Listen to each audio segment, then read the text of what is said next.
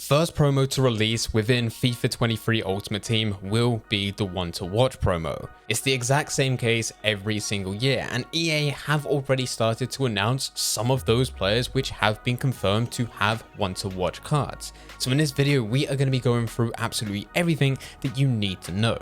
But before we do get into the video, if you're looking to get a head start when FIFA 23 is released, Mule Factory are planning to be selling coins. So as soon as they're in stock, make sure that if you are looking to buy coins that you are using their services, and if you use Fnatic5 at checkout, you also get yourself a 5% discount. Link can be found in the description down below. Getting back into the video. Most players expected the One to Watch promo to be the very first promo because it's the simplest, it's one of the easiest that EA can do, and it works extremely well on day one. This is slightly different to the other promos that we'll get throughout the year because it's not the case of One to Watch releasing and then never having anything to do with it again.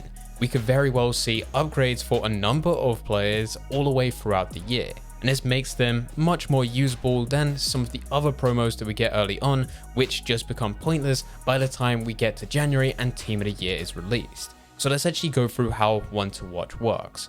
For the last couple of years, we've had two teams, one being released in the very first week, so this year it's going to be releasing on the 30th of September, with the second team releasing 1 week later on the 7th of October. Each team contains a full starting 11, plus you get 3 or 4 additional players. It's not normally a full starting 11 plus subs, it's just an extra couple players on top. Last year, we had 28 players in total, with there being 14 players as part of each team, and it's likely we'll have a very similar layout this year. Now, if you didn't know, One to Watch players are selected based on recent high-profile transfers.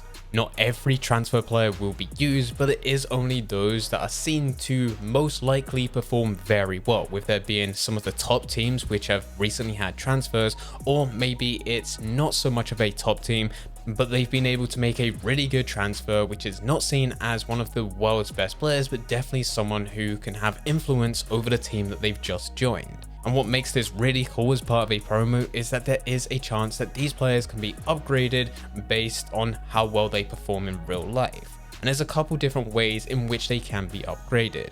The first way is if they perform very well during the week, either to get a Team of the Week card or a Man of the Match card within FIFA 23 Ultimate Team. If they do get selected to be part of those promos, the One to Watch card will automatically upgrade, which makes it a very good investment early on. If you do think a player is going to be performing well, you can buy them at their lower rated, let's just say for an example case, because players have already been confirmed to have One to Watch cards. Let's just take Sterling for an example, and let's say at the beginning of the year Sterling is starting as an 88 rated card. When his One to Watch card is released, it will also be 88 rated. But let's say early on he manages to go and get a Team of the Week, and when that Team of the Week releases, he's 89 rated. The One to Watch card will automatically be upgraded to that 89 rated card, without you having to sell that player and then go and buy his new version. The other way in which a One to Watch card can be upgraded is through their Wins to Watch mechanic. Now this is actually based on team's performance rather than it being individual player performance, and they are eligible for a one-time upgrade with their team if they win 3 of their next 8 domestic league games, and this starts from the 30th of September, so it's not something that's going to be lasting all year round, but it will be within the first 8 weeks. And what's really cool about the One to Watch players is that these players themselves don't even need to be within the starting 11 or even play the game. It's down to the team's performance. So as long as the player that has got a One to Watch card, as long as their team performs well and they win games, no matter if the player themselves have a very poor performance, they will still get an upgraded card. And a third way in which a One to Watch player can be upgraded, and this is only for this year because we do have the World Cup, but this also links in Nations to Watch. Nations to Watch is very similar to Wins to Watch in that it's now not based on your club team, but it's instead based on their national team. A Wins to Watch player will be eligible for a one-time upgrade if their national team wins any game at the FIFA World Cup of 2022.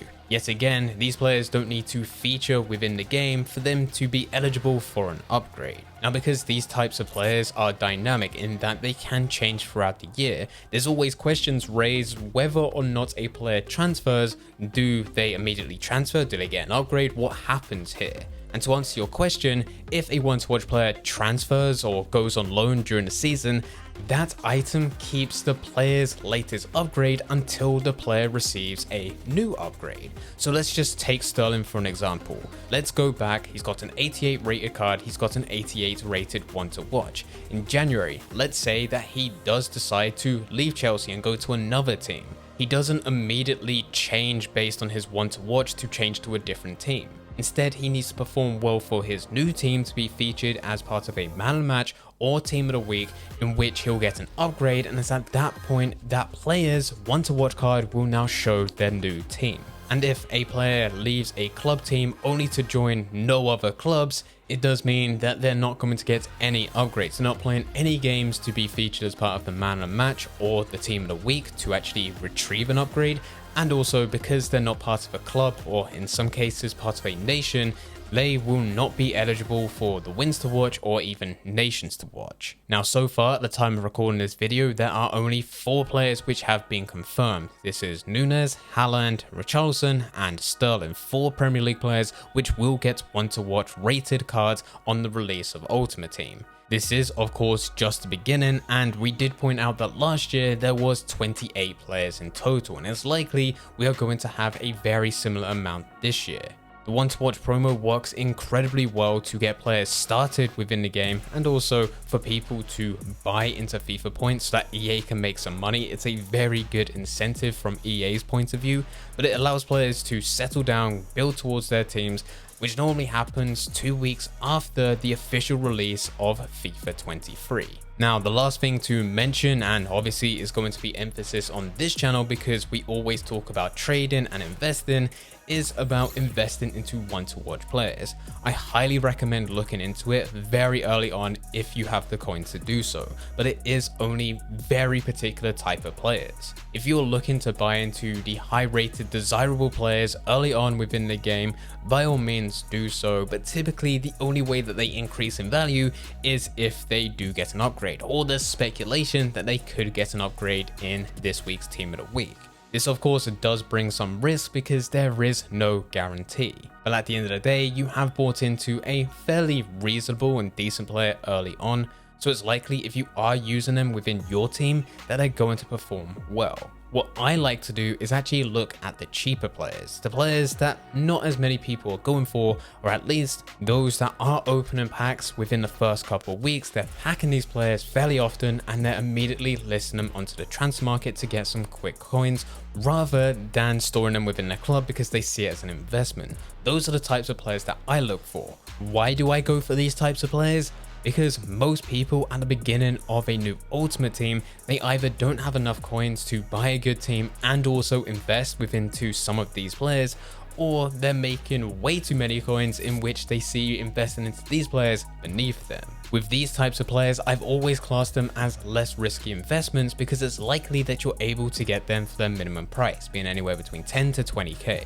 And just like most special cards very early on within the game, the second that they're taken out of packs, there's no longer a source for you to get these players, and gradually over time, because people submit them to SBCs, because there's less people playing the game even though they have these want-to-watch cards within their club, and because people just get fed up and they discard their players, that want-to-watch cards do become rare, and that by itself leads to these players gradually increasing.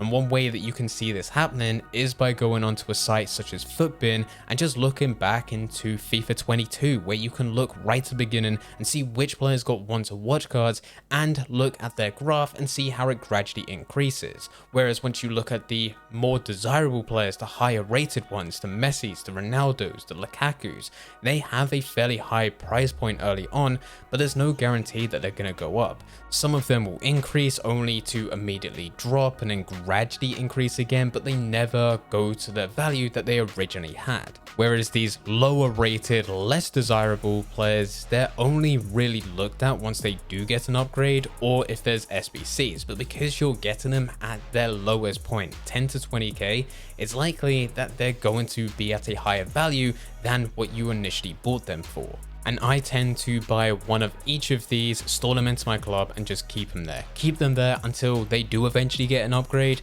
If not, I just hold them until they increase to a certain price, which I think is suitable, and then I'll sell them on. They normally align with the exact same investments that I make on a weekly basis with Team of the Week players, as well as any other type of promo. They've always done well, and last year, because I bought so many, it led to me making millions of coins out of them. And I plan to do the exact same thing this year because it's likely that the exact same thing is going to happen.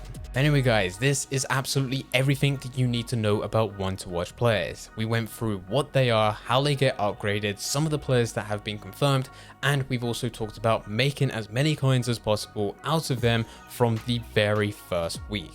If you do have any questions about anything, then please feel free to leave them in the comment section down below. Anyway guys, I hope you guys did enjoy. If you did enjoy, don't forget to leave a like and subscribe. But for now, I'm going, so see ya.